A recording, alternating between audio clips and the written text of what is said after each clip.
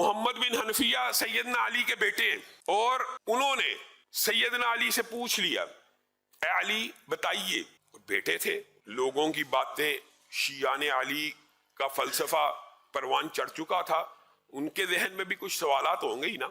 انہوں نے اسی لیے باپ سے پوچھا کہ بتائیے رسول اللہ کے بعد سب سے افضل شخصیت کس کی ہے؟ تو کہا، محمد بن حنفیہ بیان کرتے ہیں، میرے باپ علی نے بغیر جھجک کے، بغیر ایک لمحے کے تحیر کے کہا وہ تو ابو بکر ہے۔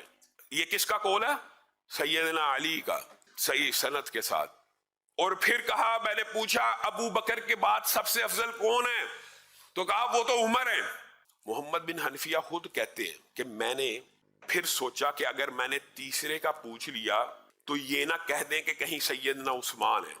یہ اس دور میں آپ کو پتہ ہے حضرت عثمان کے قصاص کا سارا واقعہ اور سیدنا امیر معاویہ کی پوری کمپین کھڑی ہو چکی تھی، اور اس وجہ سے شیعان علی بھی اور وہ صحابہ ان کے ذہن میں کچھ نہ کچھ سوالات تھے، تو یہاں پہ محمد بن حنفیہ بھی سوال کر رہے ہیں نا، تو کہا کہیں میرے ذہن میں خیال آیا میں تیسرے کا پوچھوں۔ محمد بن حنفیہ خود بیان کرتے ہیں کہ کہیں آپ یہ نہ کہہ دیں کہ سیدنا عثمان ہے۔ تو میں نے از خود سبقت لے جاتے ہوئے کہا کہ تیسرے نمبر پہ تو آپ ہی ہوں گے۔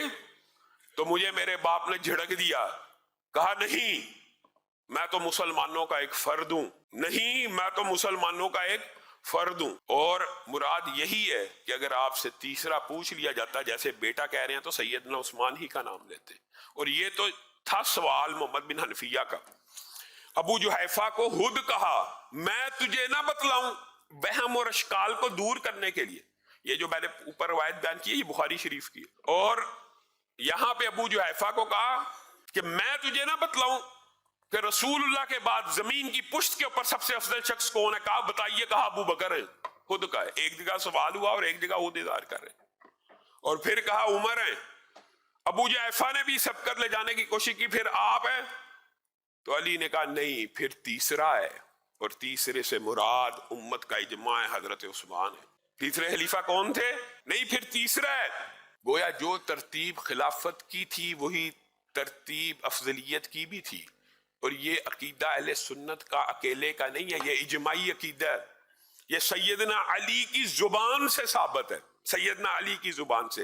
اور یہ کہتے ہیں کہ یہ جی تقیہ تھا، یہ تقیہ ہے۔ حضرت علی اظہار فرما رہے ہیں، اعلان فرما رہے ہیں، پوچھنے پہ ایک جگہ پوچھنے پہ بتا رہے ہیں، ایک جگہ از خود اظہار کر کے اعلان کر کے بتا رہے ہیں۔